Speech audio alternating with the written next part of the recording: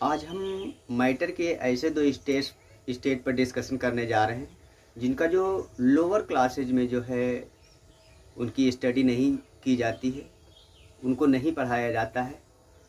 और हम तीन प्रकार के जो मैटर के स्टेट हैं हम उसको तो जानते ही हैं, लेकिन एक्चुअल में जो है दो प्रकार के स्टेट इसके और होते हैं। एक प्लाज्मा और दूसरा जो है बोस आइंस्टीन कंडेंसेट। तो हम आज इन्हीं पे बात करेंगे, दोनों पर।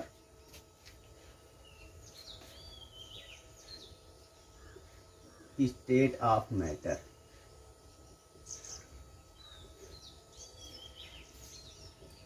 नंबर एक इसमें हम देखते हैं तो यहाँ पर स्टेट ऑफ मैटर में जैसे ये सॉलिड, ये हम पहले से जानते हैं सॉलिड।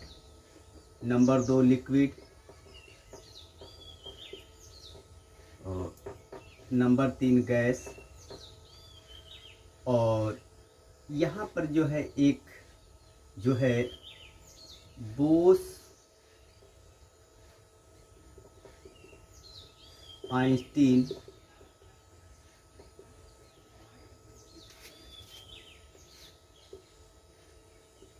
कंडेंसेट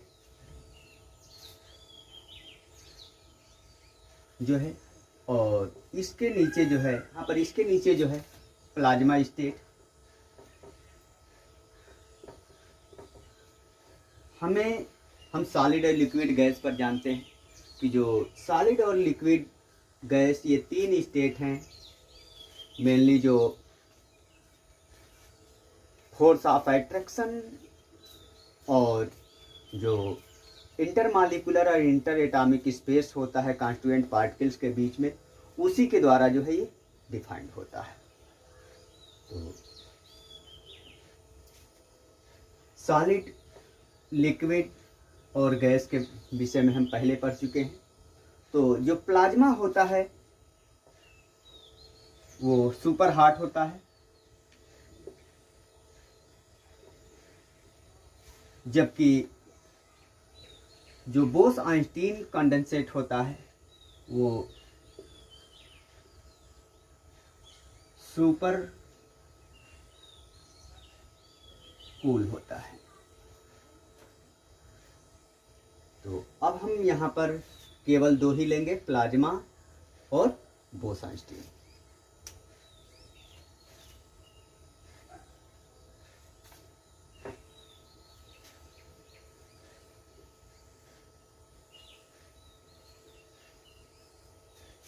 तो सबसे पहले हम देखते हैं प्लाज्मा स्टेट।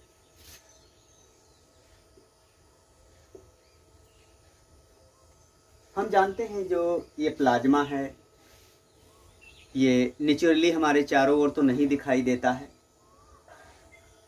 लेकिन ये स्टेट हमें स्टार्स में और जो हमारा आयनोस्फीयर है उसमें ये होता है। जो सूर्य है, सूर्य में भी जो है वो प्लाज्मा क्रिएट्स होता है। इसी प्लाज्मा के कारण जो स्टार्स हैं, प्लैनेट्स हैं, जो उनका कलर डिफाइंड होता है। तो जो गैसेज हैं हम देखते हैं, गैसों के बीच जो फोर्स ऑफ अट्रैक्शन होता है वो निग्लिजिबल जो होता है, बहुत दूर दूर ये पार्टिकल्स होते हैं। इनके बीच फोर्स जो होता है एकदम से ना के बराबर होता है। जब इन गैसों को और इनको कहीं से एनर्जी मिल जाती है और हीट हो जाते हैं, तो इसमें से जो इलेक्ट्रॉन होता है वो निकल जाता है। तो जो न्यूक्लियस होता है वो पॉजिटिव हो जाता है इलेक्ट्रॉन निकलने पर, और इलेक्ट्रॉन पर निगेटिव चार्ज होता है। तो इस प्रकार से जो प्लाज्मा स्टेट होता है वो पॉजिटिव एंड नेगेटिव आयंस का जो है कॉम्बिनेशन होता है। पॉजिटिव और नेगेटिव आयन से मिलकर के बना होता है। नॉर्थर्न लाइट है, नॉर्थर्न लाइट में भी यही प्रोसेस होता है। और यदि हम नेचुरल प्लाज्मा को के फिनोमिना को यहाँ हम पृथ्वी पर नहीं देख सकते हैं, नहीं पाते हैं, तो हम इसको मैनमेड तरीके से भी इसको प्राप्त कर सकते हैं। जैसे कि हम देखते हैं नियॉन बल्ब है और फ्लोरोसेंट लाइट।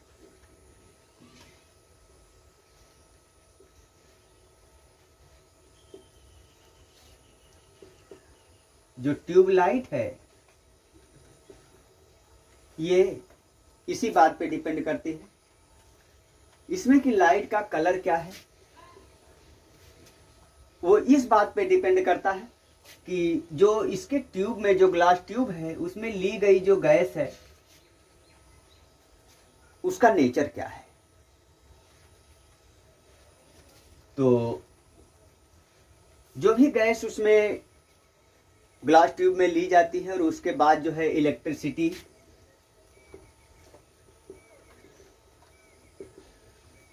उसमें फ्लो की जाती है, तो जो गैसों के जो पार्टिकल्स हैं वो एनर्जी गेन करके वो आयनाइड हो जाते हैं और वो लाइट को जो है एक प्लाज्मा स्टेट को क्रिएट करते हैं और हमको कलरफुल लाइट जो है वो प्राप्त होती है, जो किस पर डिपेंड करती है, मेनली गैस के नेचर पे डिपेंड करती है। इस प्रकार से जो प्लाज्मा स्टेट है वो सभी स्टेटों से डिफरेंट प्रकार का स्टेट है ये, और गैस से तो बिल्कुल डिफरेंट है, और इस प्रकार से ये कि ये यूनिक स्टेट है।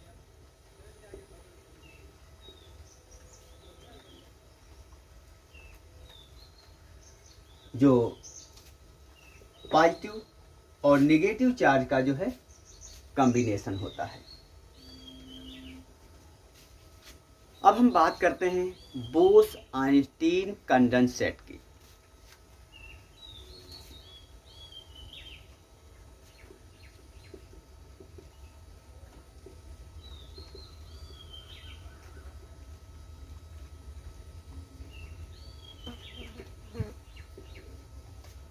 हम इस कंडीशन की बात करते हैं कि इसमें भी ये एक प्रकार से क्या होता है, एक प्रकार से इसको हम क्या कहते हैं, आइस क्यूब के रूप में ये सुपर कोल्ड होता है।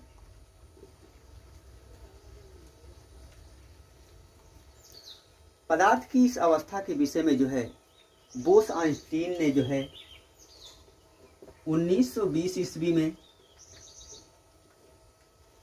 स्टेटमेंट दिया था, परंतु उस समय जो तकनीक के अभाव में जो है इसको बनाया नहीं जा सका। लेकिन 1995 ईस्वी में अमेरिका के दो वैज्ञानिकों ने जो है, जिनका नाम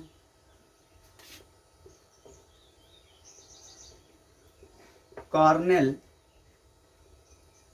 और दूसरे का नाम जो था बीमेन,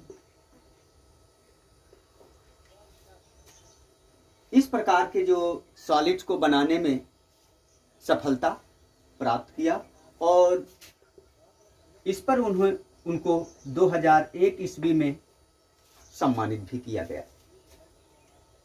तो इसको हम कैसे ये तैयार होता है, तो हम यहाँ देखते हैं कंडेंसेट। कंडेंसेट जो वर्ड है वो कंडेंसेशन से बना हुआ है।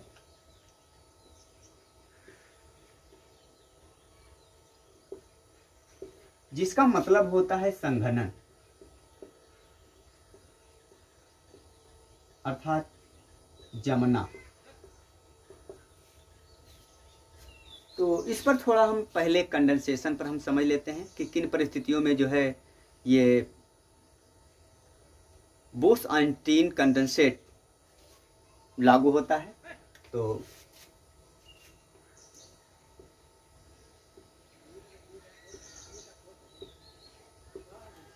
तो कंडेंसेशन का मतलब होता है संघनन,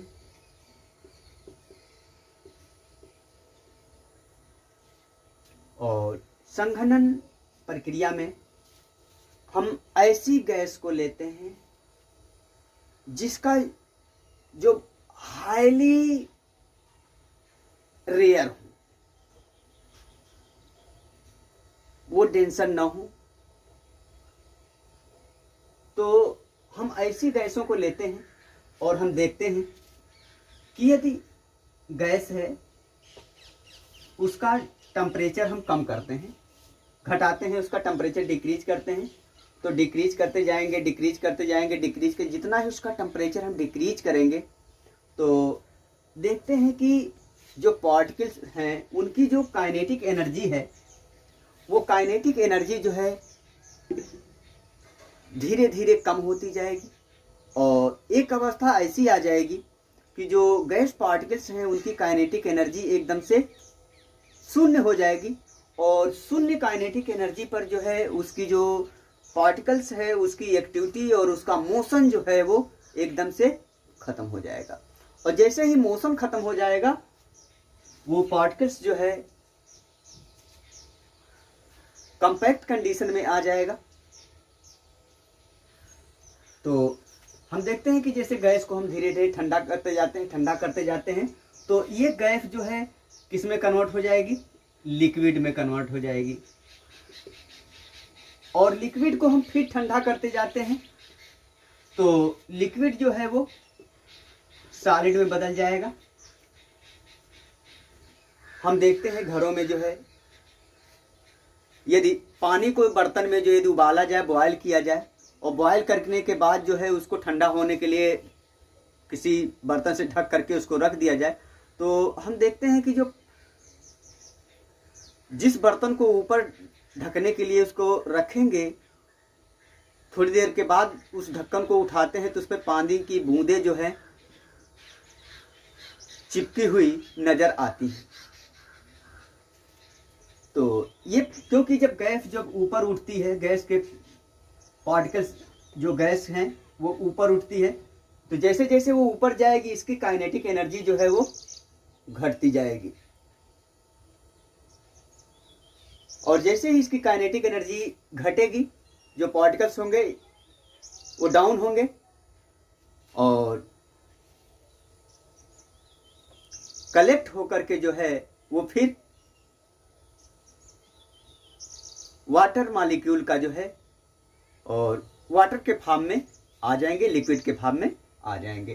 तो इसी प्रकार से हम यहाँ लिक्विड को और यदि फ्रीज करते हैं, इसको और ठंडा करते हैं, तो ये सॉलिड में कन्वर्ट हो जाएगा।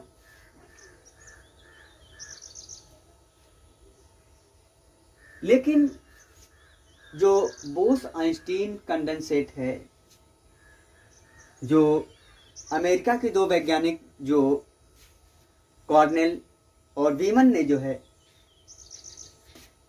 इस तकनीक का उपयोग जो है रूबिडियम पर किया, और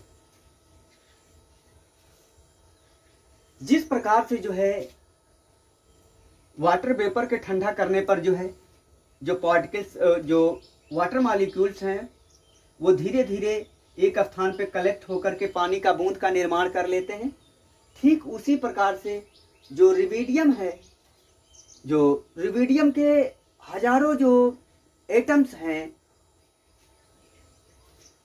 उनको ये सुपर कूल किया जाता है, तो वो कलेक्ट होकर के एक ऐसे पार्टिकल का निर्माण करते हैं जिनको हम सुपर एटम कहते हैं,